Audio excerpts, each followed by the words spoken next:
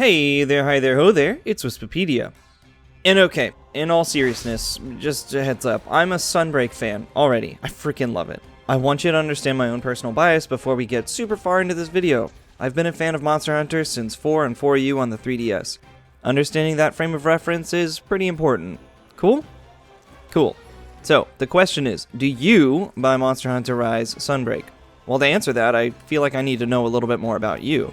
Is this your first Monster Hunter game? Did you play Rise? Did you like it? Did you play World, Iceborne, Generations Ultimate, Tri, 3 Ultimate, 4, or 4 Ultimate? You know what? Let me give you the TLDR before I get too far. Yes, you probably should play it. If you've enjoyed any of the above games, you should probably give Sunbreak a go. There are some similarities to all of these titles listed, even if it's just returning monsters. Oh, and if you like this video, by the way, and want to know more about Monster Hunter Rise Sunbreak, do like and subscribe, because that would just be very cool and good of you. Alright, let's go. If you're new to Monster Hunter, and you're considering hopping in with Monster Hunter Rise Sunbreak, there are a few things you would need to know. You will have to play through the entirety of the base game to get to the new content. If you've never played Monster Hunter though, and you've never played Monster Hunter Rise specifically, you do have a lot of great stuff in store. There are a lot of great things about Rise, and at its base it is probably one of the friendliest to new players. They did a lot to streamline the experience. That said, there's still some stuff that can make Monster Hunter difficult to get into for new players. It's a really fun game, and I'd argue that it's one of the best feeling Monster Hunter entries, but that's just my opinion. It's much faster than other entries in the series. Base Rise is pretty easy and forgiving for a lot of new players. There's also a set of weapons and armor that can help new players progress through the base game. Just check the items chest for the Black Belt armor set and the Defender weapons. Those are super high level for the low rank and high rank quests from base Rise.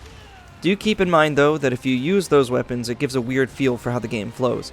It's much easier to stun monsters with them because they have crazy high stats. You'll also tank a lot of hits more than you would if your armor were on level with the monsters. But once you do get to Sunbreak, there's so much more to do. The Master Rank, or G-Rank versions of these games have always been the most complete experiences. There are so many monsters, and these Master Rank fights are some of the best and freshest fights I've honestly probably ever experienced.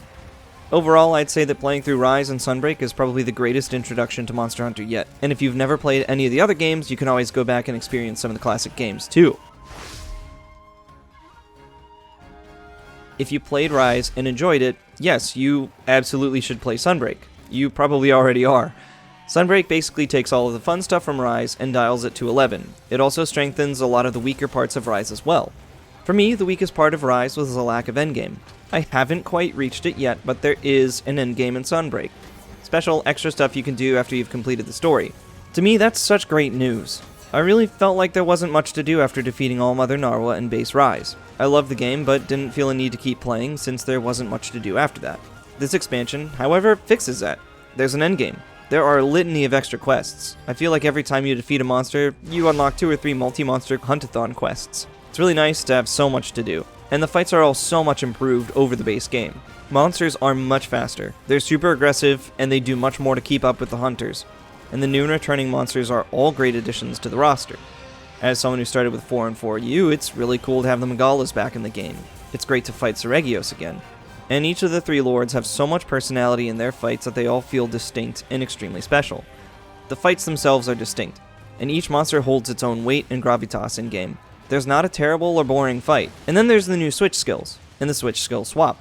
I've only just recently begun playing around with them a little bit more, but they're a really good time. I really enjoy being able to swap everything around and set up exactly how I want to for a fight. It's just really fun to have the freedom and control in this game.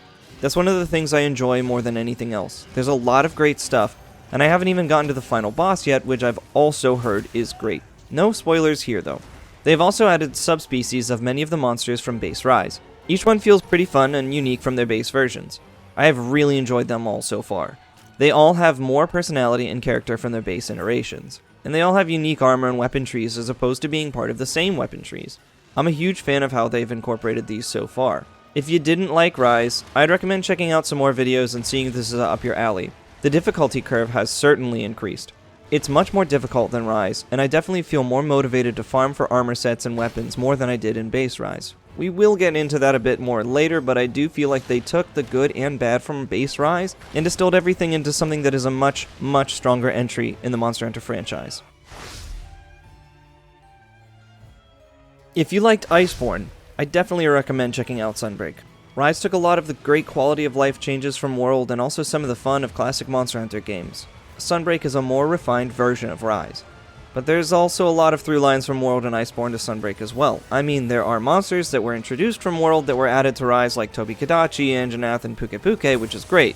But it also takes some other cues from Iceborne as well. We don't know exactly what all will be in the title updates, but it seems like Capcom will be supporting Sunbreak similarly to how they supported Iceborne. One of my favorite things about Iceborne was all of the free content they added after the game launched. Adding different monsters, subspecies, and rare species monsters, and other exciting systems and fights was a huge boon to the game. It's always nice when new stuff is added because it means not just a new fight, but new weapons, armor sets, and potentially armor skills as well. This is definitely going to be true for Sunbreak. To what extent is left to be seen, as we don't know everything that will be added. I'm sure they'll be focusing on expanding the endgame, which is good for multiple reasons.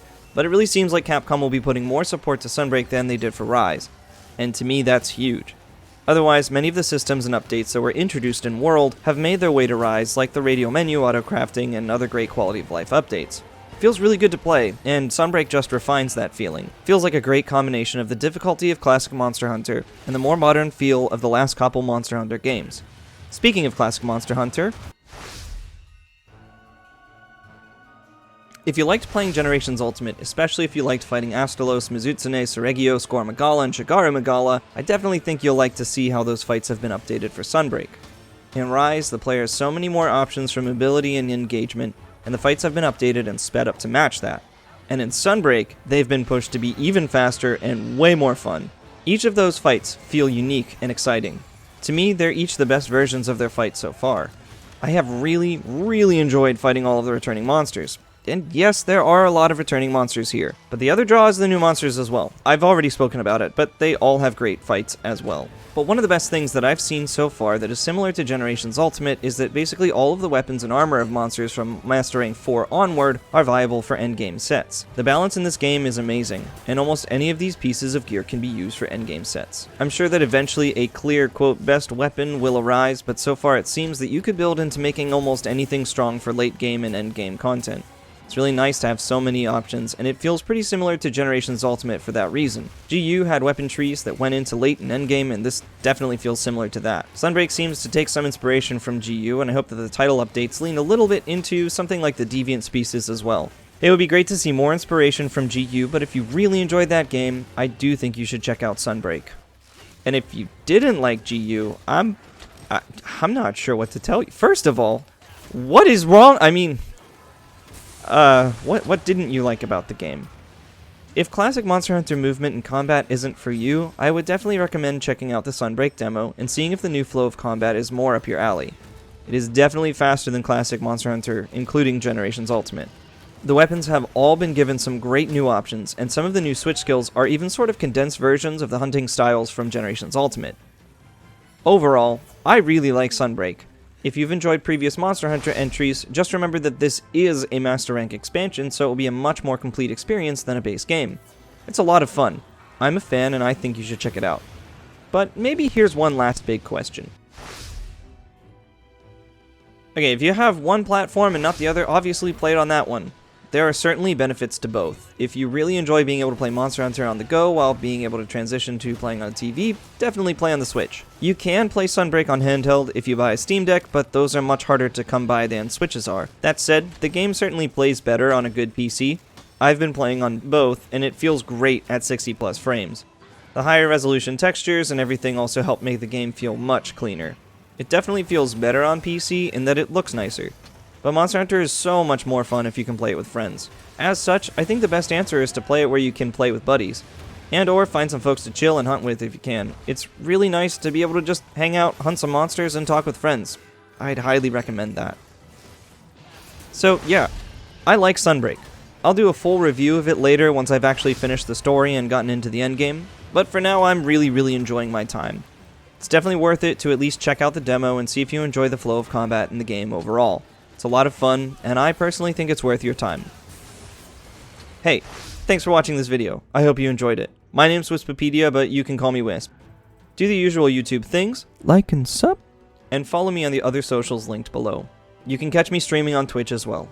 If you have any questions about Monster Hunter Rise Sunbreak, just join my Discord, Wispapedia's Gathering Hub. We have a bunch of Monster Hunter fans there and various channels to discuss different aspects of the games. There's even one for specific questions about Monster Hunter. Also, consider joining the Dojo Discord. Dojo is a great community full of awesome people. I love it there and I think you will too. Thanks again for watching. Make sure you drink your water, take care of yourself, and get some good rest. And I'll catch you next time.